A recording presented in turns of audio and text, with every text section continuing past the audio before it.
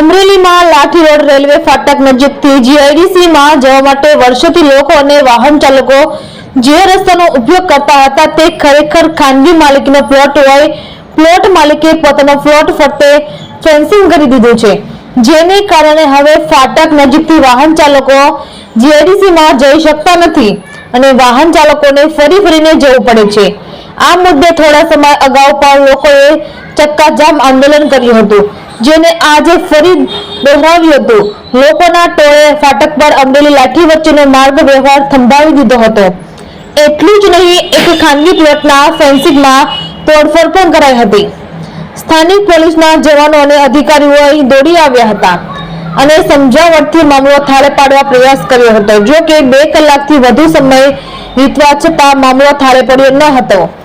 આ દરમિયાન વાહનોને અહીંથી ચાલવા દેવાયા ન હતા, બલકી 3 એમ્બ્યુલન્સને પણ અટકાવાઈ હતી।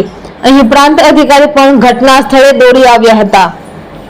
રિપોર્ટર મૌલિક દોશી, અમરેલી।